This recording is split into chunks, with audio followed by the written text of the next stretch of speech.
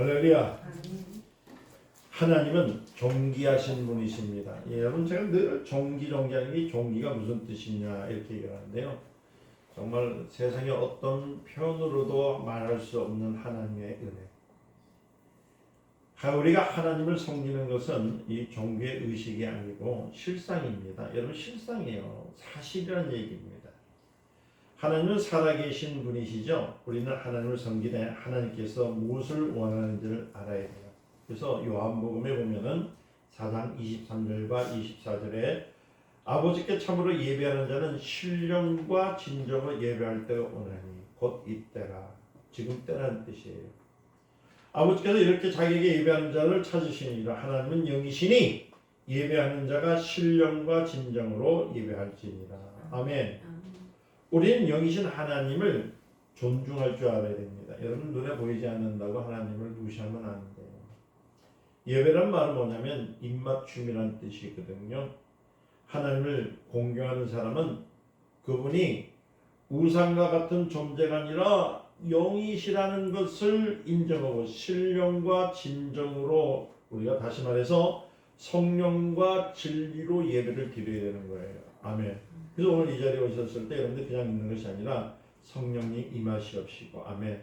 진리로 가르쳐 주시옵소서. 이 고백 가운데 예배를 드려야 되는 거예요. 예수는 하나님의 아들이시지만은 성령에 이끌리지 않으셨다는 때는 나사렛에 머물러 계셨던 겁니다. 그렇지만 성령에 이끌으신 분은 그때서부터 그의 공생애가 시작되기 시작한 거예요. 그러니까 여러분들이 교회에 나오잖아요.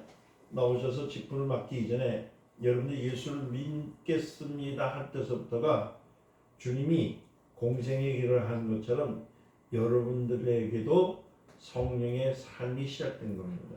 여러분들 그걸 착각하고 있어요. 성령이 임하셨으니까 여러분들 잠깐만 뭐라고 하냐면 자꾸 임하셔. 이미 임하신 분을 자꾸 임하시라니까 답답한 일이죠. 이제는 여러분들이 해야 할 고백은 뭐냐면 임하셨으니까 나를 다스려 주시옵소서 이 고백을 해야 되는 거예요. 그런데 목사님 아까는 임하시고 다스려 달라고 하네요. 이 말은 뭐냐면은 처음 예수를 믿는 사람, 아직까지 주님을 고백하지 않는 사람들에게 말하는 거예요. 성령이 임하시고 다스려 주시옵소서. 우리에게 이미 임하셨습니다. 아멘. 그를 인정하는 거예요. 인정하는 거. 다시 말하면 예배는 성령과 진리로 하는 거예요. 예수님은 하나님의 아들이시지만 성령에 이끌으셨을 때 나사렛에 머물러 계셨습니다. 그리고 성령이 임하시고 그를 이끌으시니까 그의 공생애가 시작됐다고 했잖아요. 그 공생애라는 것은 뭐냐면 하나님의 하시는 일들이라는 거예요. 그리고 여러분들은 그냥 여기 자리에 앉은 것이 아니라 여러분들은 이미 하나님의 일을 하고 계시는 거예요. 성도로서 일을 하고 있고 아멘. 직분자로서 일을 하고 계시는 것들이에요.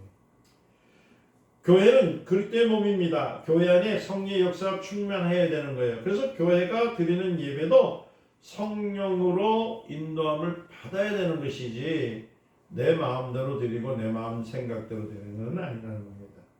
어떤 사람은 감정에 이끌려가는 것을 성령의 인도함을 받는 것을 오해해요. 그러니까 막 성령이 오니까 불하니까 와 쓰러지고 손에 주니까 하면 된다는 식으로 이런 표현을 하는데 그러면 그 사람들만 성령이 계시고 이렇게 잠잠하게 주님을 기다리는 사람에게 성령이 안 계시나요?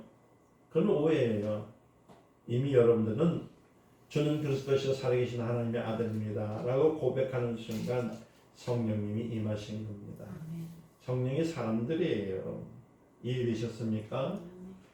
그러니까 자칫 잘못하면 신비주의에 빠졌기 때문에 여러분들 그거 참 위험한 짓 하는 거예요. 그래 많은 분들이 좀 은사가 나타나면은 자꾸만 자기가 특별한 사람인 줄 알고 뭔가 자기는 하나님으로부터 특별한 계시를 받은 줄 알고 사람들의 마음을 아프게 하고 헛되는 일들이 얼마나 많은지 몰라요.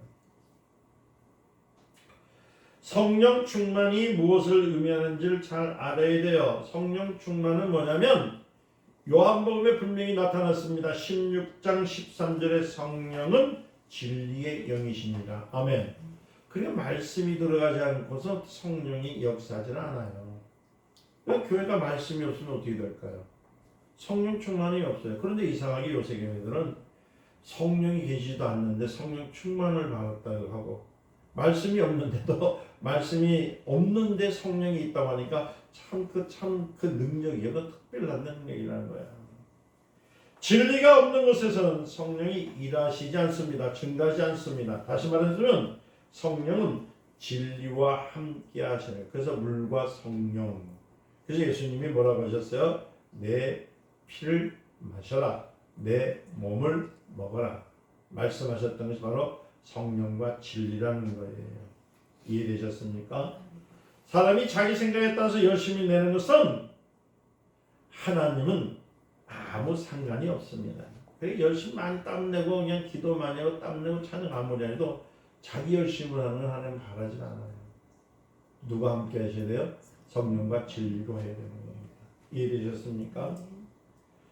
그래서 하나님께 예배하는 자는 반드시 진리와 성령으로 예배를 해라. 그래 여러분들이 여기 예배장에 도시면 성령이 이 나를 다스리시고 아멘. 하나님의 말씀이 내 안에 들어오기를 간절히 소망해야 돼요. 진리 가운데 성령의 역사가 있어야 믿음이 성장할 수 있다는 겁니다. 여러분 농촌에 가면은 변화 수확을 하게 되죠. 보리 수확하게 되면 정부에서 뭐가 곡식을 이렇게 수리하지 않습니까? 그렇죠? 그럼 정부는 곡식등을 이렇게 구분해요. 1등급, 2등급, 3등급. 그렇잖아요? 주님은 우리를 종종 수확에 대한 그 곡식의 비유를 했던 이유가 뭐냐면 마치 정부가 1등급 곡식만 찾는 것처럼 하나님은 신령과 진정으로 예배하는 사람을 찾으시는 거예요. 오늘도 하나님은 예배하는 자를 찾아요. 신령과 진정으로 예배하는 사람 한 사람을 찾는 거예요. 그게 여러분이 되시길 바랍니다. 여러분들이 주인공이 되실 겁니다.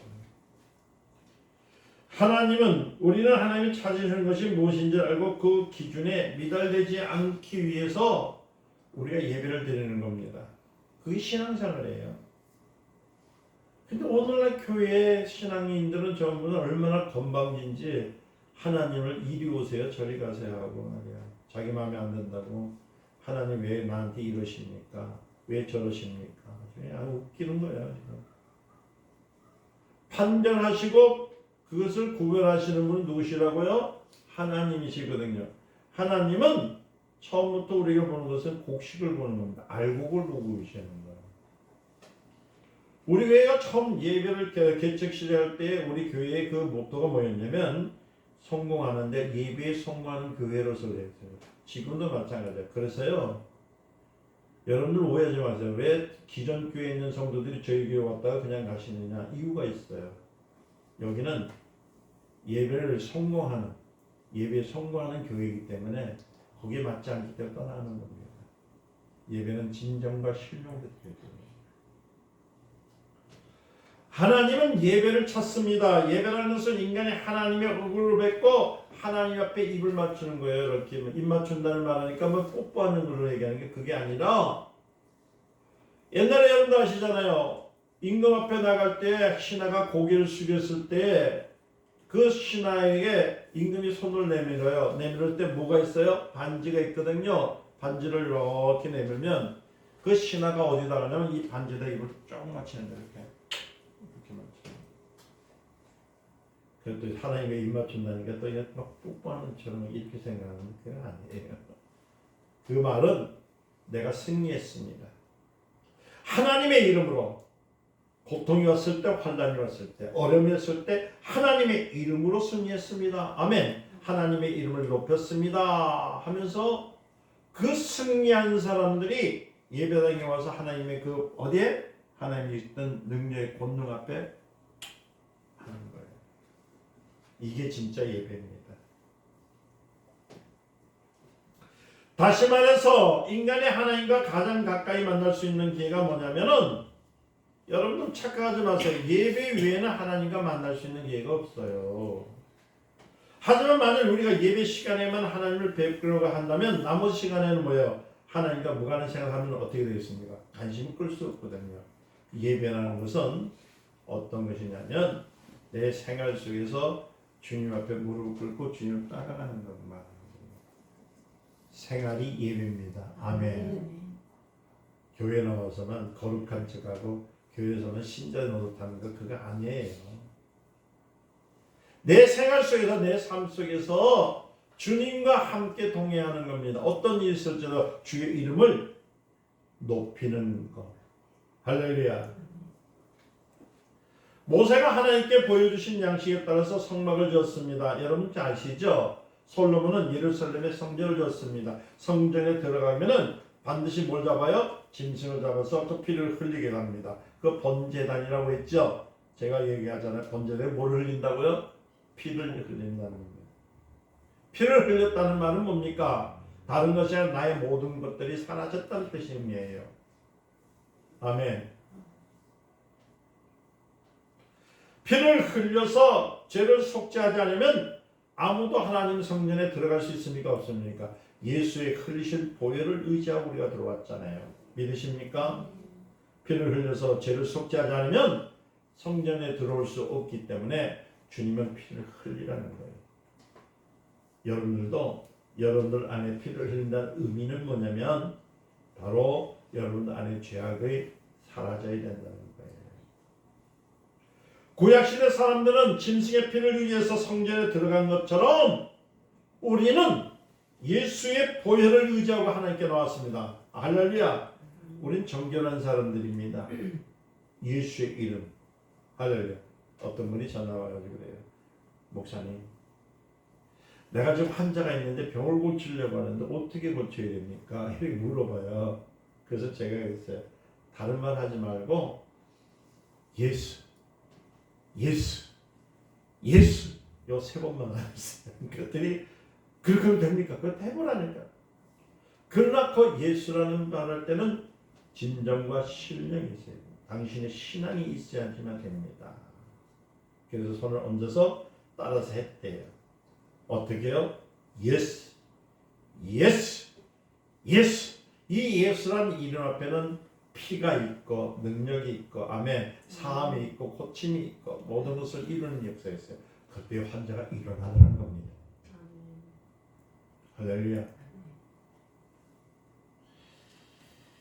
예수의 보혈을 의지해서 들었습니다. 그러나 번제단을 지나면 그 안에 뭐가 생겼죠? 물두멍이죠. 제가 여러분들한테 번제단을 얘기를 많이 해드렸어요. 번제단에 들어갈 때는 거기다 나의 것을 버려라. 아멘. 할렐루야. 나의 자아, 나의 의지했던 것, 내가 받았던 것 다 버리고 누구의 피를 의지해라? 예수의 보혈을 의지해라. 그런데 그 다음에 들어간 것이 물두멍입니다. 물두멍에 대해서 제가 설명을 안 했죠. 물두멍은 뭐냐면은 여러분은 반드시 거기 들어가려면 성전에 들어가서 손을 닦아야 돼요. 피가 묻은 것을 닦아야 됩니다. 이런 죄를 닦는 겁니다. 손을 닦아야지. 그렇지 않게 되면 성전에 들어가면 죽게 됩니다. 물두멍은 뭐냐면 여자들의 그 거울, 옛날에 거울은 동으로 되어 있습니다. 이렇게는 거울이 아니라 동으로 황동으로 되어 있거든요. 반짝반짝 하는 거죠. 여자들의 그 거울들을 모아가지고 물두멍을 만들었어요. 그런데 이때 사용했던 이 물두멍은요, 성전의 밖에 있는 이 거울이 아닙니다. 어디에 있냐면 성전 안에서 시중을 들었던 여성들의 거울을 가지고 만들었어요. 여성들의 말해서 오늘 우리 권사님 계시고 목사님 계시고 집사님 계신 것처럼 누구의 걸로요? 성전 안에 있는 여성들의 거울을 가지고 만드는 거예요. 처음 들어보죠? 처음 들었을 거예요. 반드시 성전 안에서 수종들은 여자들의 거울로 만듭니다. 어떤 사람은 구약 성경에 이스라엘의 건국사로 말합니다. 이 말도 틀린 말은 아니에요. 그런데 하나님은 이스라엘 건국사의 일종의 거울로 삼았습니다. 그러니까 구약 성경은 뭔지 아세요? 여러분 아셔야 됩니다. 신약 성경은 거울이에요. 거울. 얼굴과 얼굴을 비춰보는 것처럼. 그래 구약에 보니까 저들이 우리의 민족들이 우리의 조상들이 이렇게 하나님을 섬기는데 잘못 섬기가 죽었구나. 그래서 거울을 보는 것이 구약입니다. 이제 성경은 이제 이해되시죠? 그래서 여러분들 고린도전서 10장 1절에서부터 10절에 과거에 있었던 일들이 말세에 만난 우리들에게 거울이 된다고 하는 거예요. 그래 신약 시대에서 지금 되는 것은 이미 거울을 비춰준 겁니다. 미래에 대한 거울을 비춰줬어요. 지금은 말세 지말이라죠. 전쟁과 전쟁의 성도 계시록에 있는데 그대로 되어 있어요. 이제 중동에 전쟁이 일어나고. 그런데 여러분 근심됩니까? 우리 성도들은 전부 간들이 커가지고 근심도 안 해요. 내가 환난이 오도 핍박도 주님 찾아간다고. 이게 믿음이야.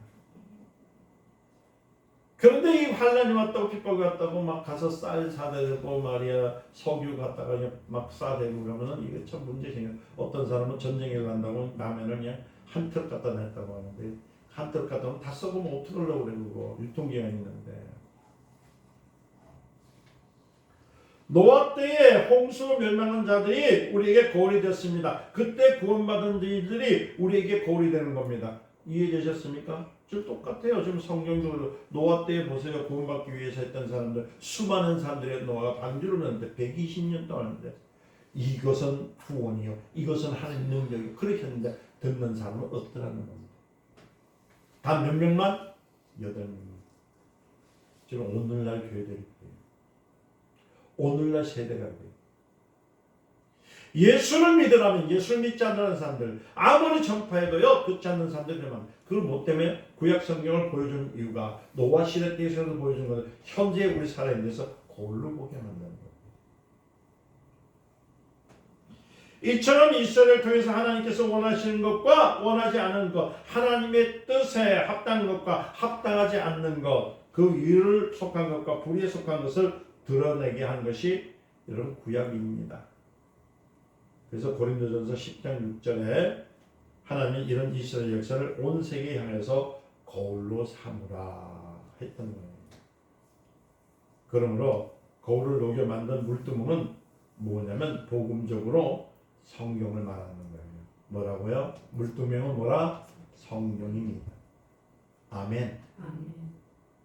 물로 씻어서 거룩하게 하라는 것은 신앙생활을 하되 하나님의 말씀에 따라서 하라고 에베소서 5장 26절에 약속을 해놨단 말이에요. 여러분 종교는 신념을 따릅니다. 그러나 우리는 하나님의 뜻대로 하나님께서 계시하신 믿음대로 행하는 것이 신앙입니다. 그래서 교회는 뭘 닮아야 됩니까? 성경을 닮아야 돼요. 성도는 누굴 닮아야 됩니까? 성경은 닮아야 됩니다. 근데 목사를 닮으려 하고 말이에요. 누구 장로를 닮으려 하고 권사를 닮으려 하고 말이에요. 어떤 유명한 목사 닮아가려고 말이에요. 그러니까 척은 있는 척, 아는 척, 똑똑한 척, 잘난 척, 또 그다음 뭔 척? 척척하다 그냥 관절이 부러지는 일들이 얼마나 많은지 몰라. 교회에 다닌 지 얼마 안 되는 사람도 처음에는 신앙생활하는 게 부담스러울 수 있습니다. 왜냐하면 참 어려워요. 그렇다고 교회가 새신자 중심으로서 나가면 안 돼요. 큰일 납니다. 교회는 본질적으로 뭘 닮아요? 성경을 닮아야 됩니다. 새신자들은 성경을 읽은 적도 없습니다. 성경을 깊이 알지도 못하지만 교인들의 신앙생활을 보면서 신앙이 무엇인지를 깨닫게 되는 거예요. 그러니까 여러분들이 중요해요. 여러분들 거울입니다. 처음 온 사람들은 여러분들을 보면서 신앙생활해요. 그리고 말씀을 어떻게 보는지를 깨닫는 겁니다.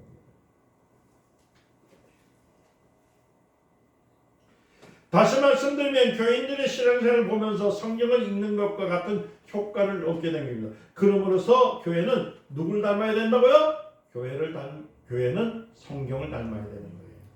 교회는 예수님께서 겟세마네에서 어떠신 모습을 닮아가고 십자가에 달리기까지 복종하신 모습을 닮아야 하는 것이 우리의 삶입니다.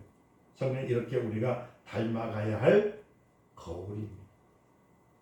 아멘. 그러므로 성경을 보고도 변화를 얻지 못한다면 이것은 뭐냐면 거울 앞에 섰는데 온면시를 이렇게 넘지 않았다는 뜻이야. 머리가 흩어져도 그냥 놔두고 여기 뭐 껌징에 묻어도 가만히 있고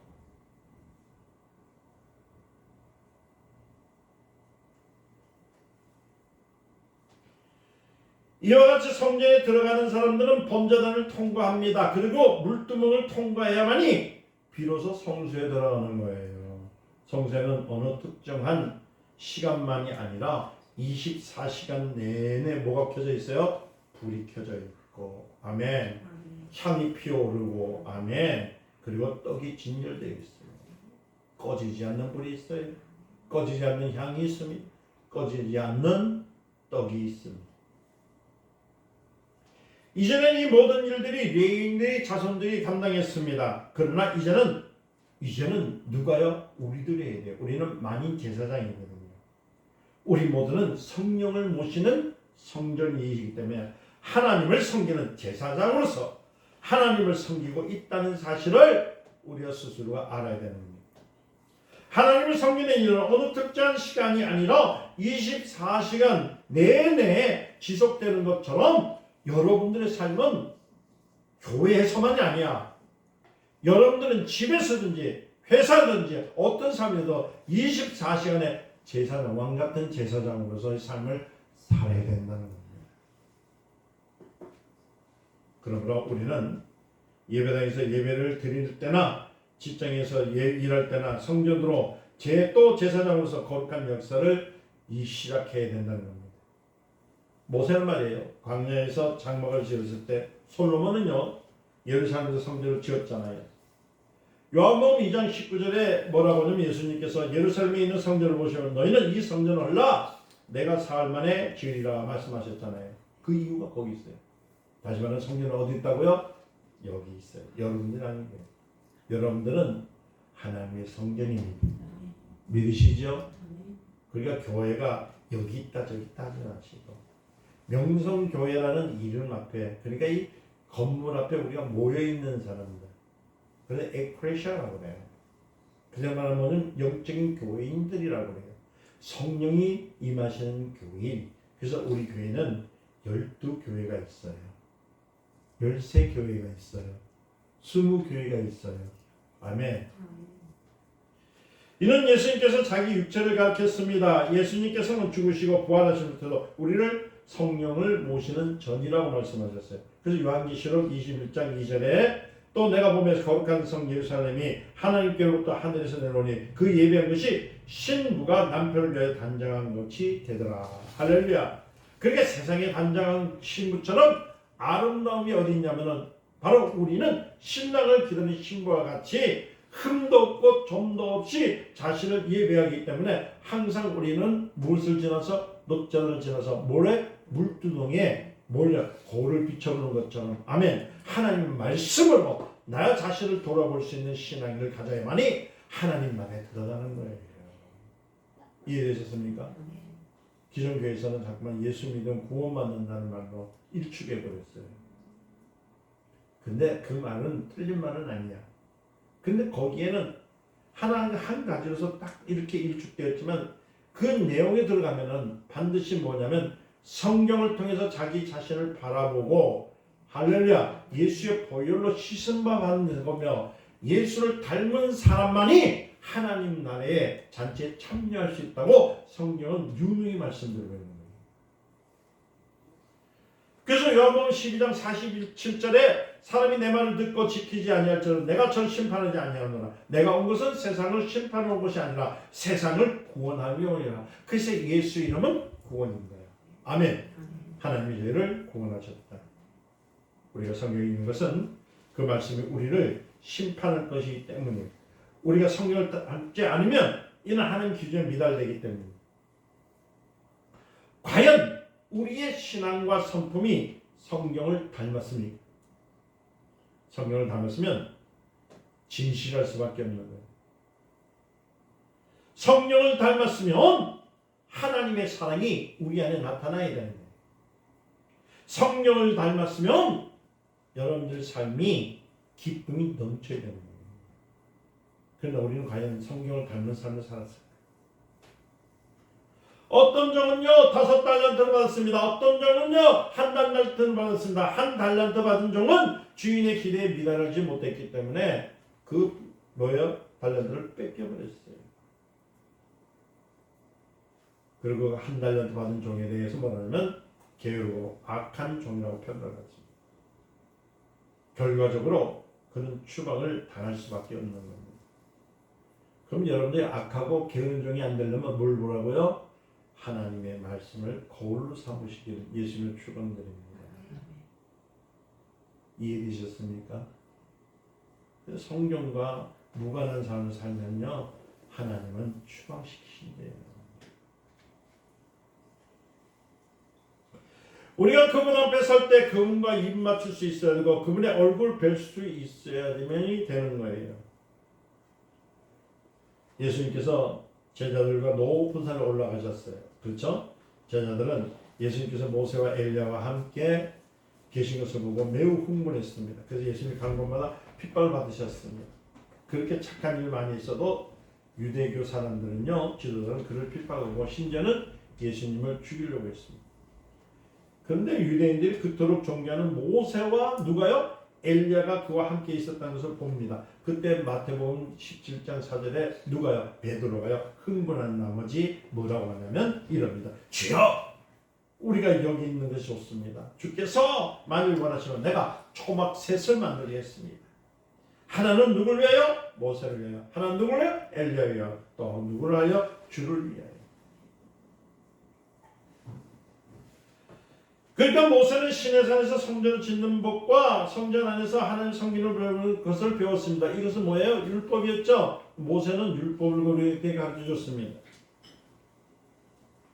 모세는 율법을 통해서 하나님의 의도를 전한 자입니다. 그런가 하면 엘리야는 누굽니까? 선지자라는 의미입니다. 그런데 많은 선지자 중에 왜 엘리야가 그토록 존경을 받느냐? 누가복음 1장 17절에 보니까 저가 또 엘리야의 신령과 능력으로 주 앞에 나서 아비의 마음을 자식에게 거스리는 자의 의인을 슬기에 돌아보게 하고 주를 위해서 세운 백성의 예배하리라 이렇게 말씀하셨습니다. 그 엘리야는 당시에 이스라엘 왕후에 이세벨이라는 여자가 있었어요.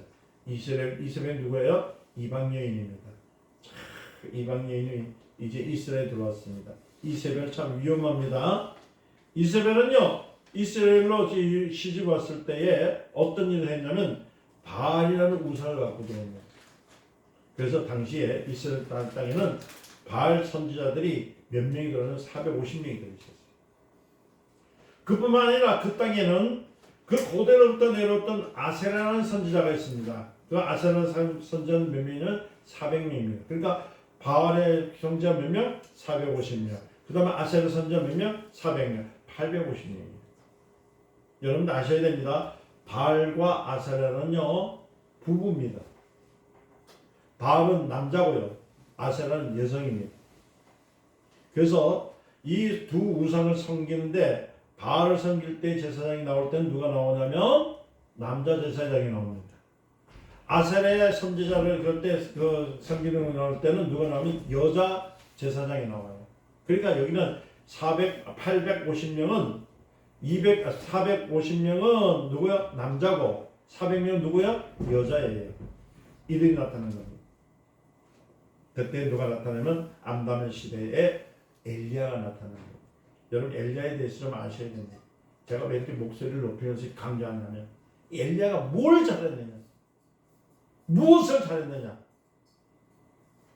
성경은 우상 숭배를 엄격히 금했잖아요. 그런데 850명의 선지자들이 이스라엘 사람들을 하나님 옆에 나가지 못하도록 만들었습니다. 누굴 섬기라고 해서 바알과 아세라를 섬기게 만들었어요. 그때 엘리야는 하나님께 뭘 달라고요? 불을 내려요. 하늘로부터 성령이 불을 내려달라고 합니다. 또 뭐라고 하냐면 비를 내려달라고 합니다. 다시 말씀드리면 엘리야는 무엇을 가냐면은 저 850명의 저기들의 섬긴 것은 가짜 신인 것을 증명하기 위해서 하나님 앞에 기도할 때 그 기도한 내용이 무엇인 줄 아십니까? 여러분들 아셔야 돼요. 엘리야가 왜 기도합니까? 엘리야가 기도했던 것은 특별한 것이 아닙니다. 단지 그런 말하기를 뭐랬냐면 하나님이 참 신인 것을 저들에게 보여주시옵소서. 이 기도를 엘리야가 했던 거예요. 뭐라고요? 하나님이 시작. 하나님이 참 신인 것을 저들에게 보여주시옵소서. 이게 여러분들 신앙입니다. 오늘 마지막 때에 마지막 날에 살아가는 여러분들이요. 환난이 오고 핍박이 오고 어려움이 올 때일지라도 두려워하지 말할 것은 뭐냐면 우리를 살려주시고 우리를 이끄시는 분 누구라고요? 하나님. 하나님 참 신이십니다. 예수 그리스도는 나의 참 구세주입니다. 이 고백이 여러분들에게 오늘날 있어야 되는 거예요. 그게 없으니까 밖에 나가 태극기는 흔들어 다니고, 그게 없으니까 뭐라고요? 누가 죽어야 뭐 나라가 산다고요? 저는 곧 죽을 갑니다. 그게 뭐예요? 그게 이 나라를 고쳐주시고 이 나라를 세워주신 분은 하나님이십니다. 참 하나님이 하나님이신 것, 참신이 하나님이신 것을 저들에게 보여주셨으라고 우리 교회가 나서서 기도할 뿐이지 어디 나가서요? 누구 나가라 그런 얘기합니다.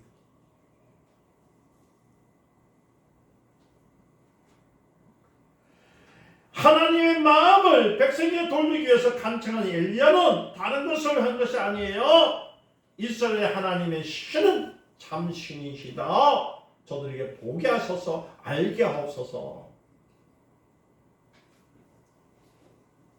누가복음 1장 17절 보니까 천사가 사가랴의 침례에게 침례원에 대해서 말할 때 뭐라고 했냐면 저가 엘리야의 신령과 능력으로, 무슨요? 엘리야의 신령과 능력이 뭐예요? 금방 가르쳐 드렸잖아요. 그래서 성경을 모르니까 엉뚱한 소리 하거든. 엘리야 신령이 뭐라니까 저 바알과 아세라 사람 등을 그 죽이라고 그거야 겁니까? 아니요. 저들에게 참신 누구를 보여주겠다는 거예요. 참신 누구라고요? 하나님. 오직 하나님. 하나님 한 분밖에 안 계세요.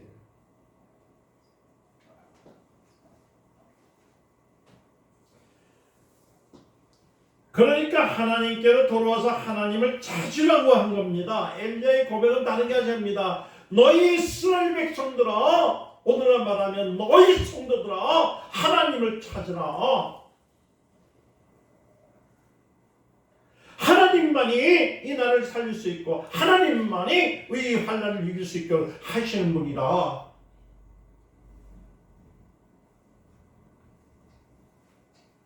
바로 이와 같이 하나님의 마음이 인류를 향하고 인류가 하나님께 돌아올 때 메시아가 오리라고 성령은 예언하게 된 겁니다.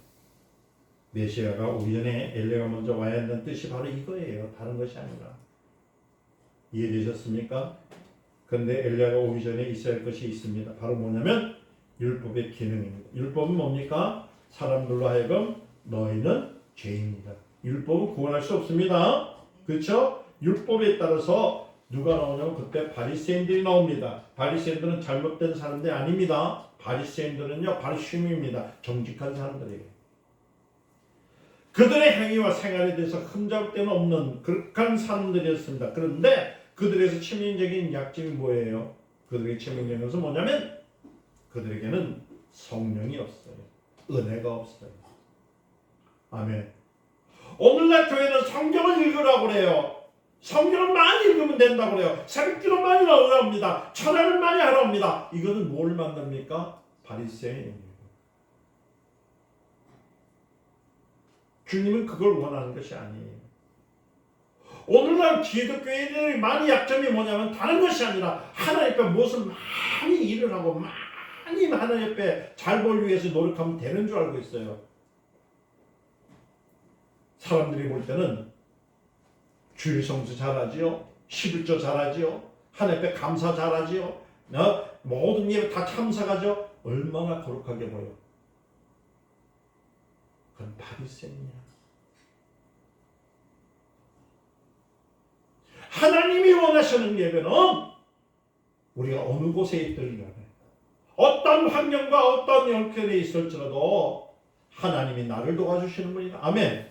하나님 나의 아버지시다. 아멘. 환난과 핍박과 어려움과 걸음이 있을지라도 하나님은 나를 도와주시고 나와 함께 하시는 분이시다. 이거 언제요? 24시간 365일 우리의 이 땅에 살아가는 날 하나님의 이름을 높이게 사는 것이 그게 신앙인입니다. 나는 모교에 다닙니다. 유명한 목사님 밑에 있습니다. 우리 교회는 얼마나 큰지 공설 운동자보다 큽니다. 이렇게 자랑하는 것이 아니라 나는 어떤 어려움이 있더라도 어떤 즐거움이 있더라도 하나님이 나와 함께 하셨습니다. 하나님만이 참 신이시요 참 나의 아버지십니다. 이 고백이 여러분들에게 있다는 얘기예요.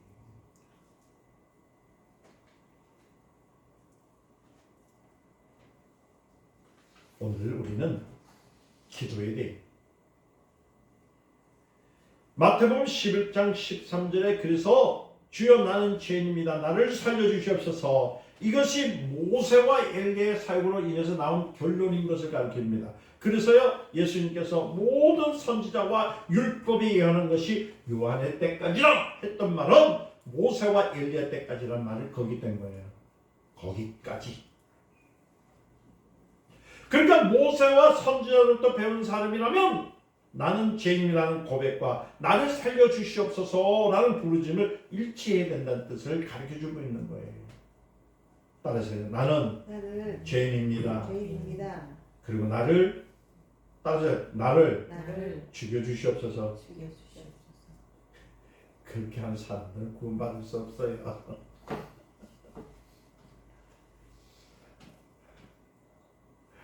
그렇게 죄인임을 고백한 사람은 살려달라고 부르짖는 거예요. 그래서 여러분들이 예수를 믿을 때 나는 죄인입니다 고백했죠?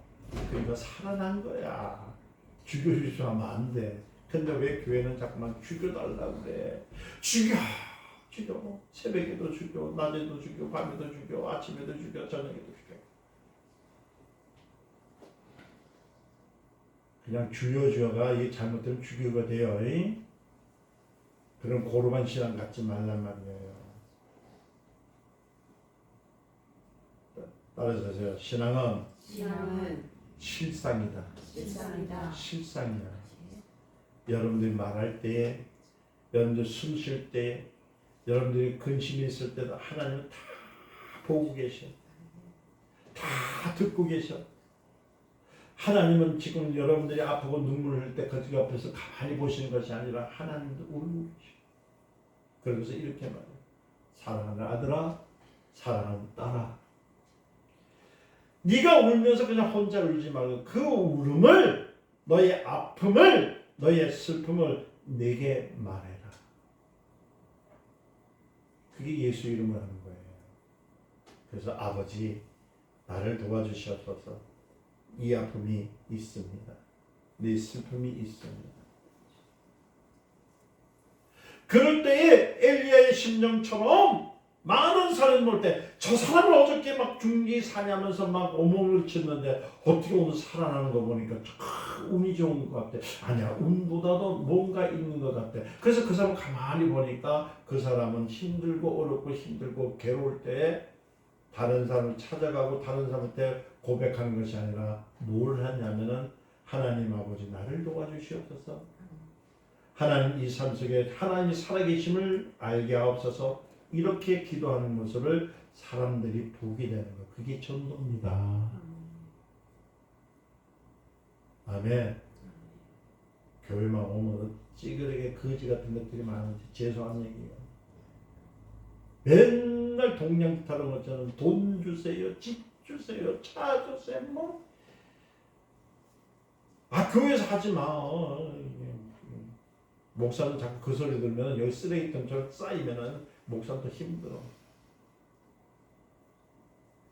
그러면 어떻게 해요? 하나님, 내가 이렇게 부족합니다. 하나님, 나와 함께 하시지요?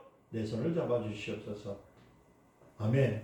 어렵습니다. 하나님, 이 어려움을 하나님께서 함께 해주심을 감사합니다. 그래서 뭐라고 하면 저들에게, 따라서 저들에게 하나님이 살아계심을 보여주시옵소서.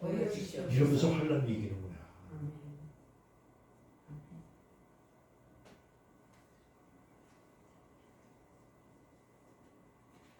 예수님께서 오셔서 너희를 구원하러 왔다고 말씀하셨습니다. 그리고 마태복음 17장 5절 오늘 읽었죠? 뭐라고 했어요? 그때 구름이 덮였을 때 뭐 그 하나님의 음성이 들려서 하는데 저는 내 사랑하는 아들 시작 저는 내 사랑하는 아들이요 내 기뻐하는 자니 너희는 저의 말을 들으라. 아멘.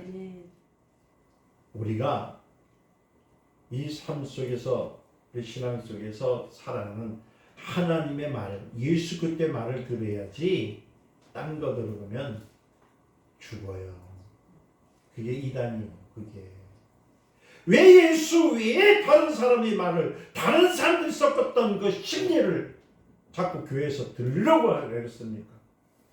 우리는 하나님이 기뻐하시는 하나님의 아들의 음성을 들으려고 교회에 나온 거예요. 하나님의 아들의 음성을 듣고 하나님의 아들의 명령을 들으려고 신앙생활을 하는 것이지 다른 것 들으려는 거 아니에요.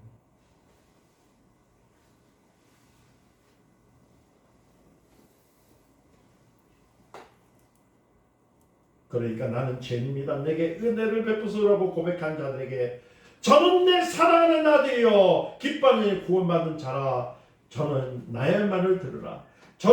너희를 대속하여 그 은혜를 베푼 자니 너희는 이리로부터 순종하라 하신 그 말씀 이것이 바로 믿음의 방향으로 가는 진리입니다. 진리를 알지니 진리가 너희를 자유케 하리라. 아멘. 마태복음 11장 24절에 침례 요한의 때부터 지금까지 천국은 침례를 당한 자라고 했습니다. 침례 요한의 때부터 살고자 하는 사람은 예수를 믿고 구원을 얻을 수 있습니다. 하나님은 우리의 믿음의 방법이 무엇인지를 지금 가르쳐주고 있잖아요.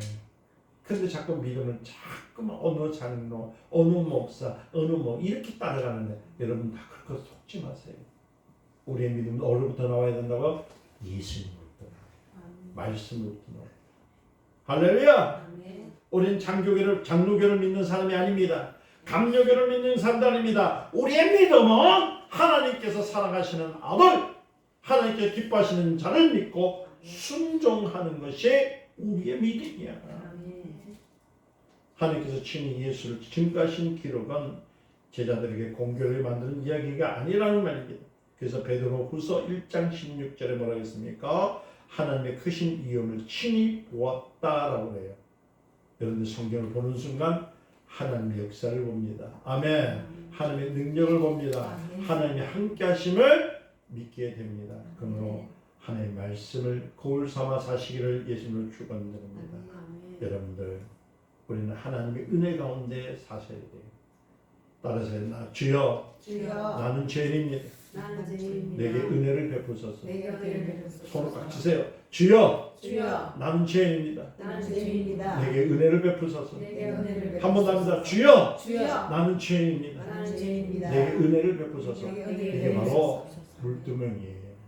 그래서 이 물두멍 같은 성경에서 여러분 비추고 여러분들의 옷매시 이 옷을 잘 매물어 멋있는 삶 디자인 오브 라이프 인생의 멋을 하나님 앞에 멋지게 품으시기를 주님을 축원드립니다. 기도합니다. 하나님 감사합니다. 감사합니다. 하나님 저들에게 능력으로 더하여 주시옵소서. 예수님의 이름으로 기도드립니다.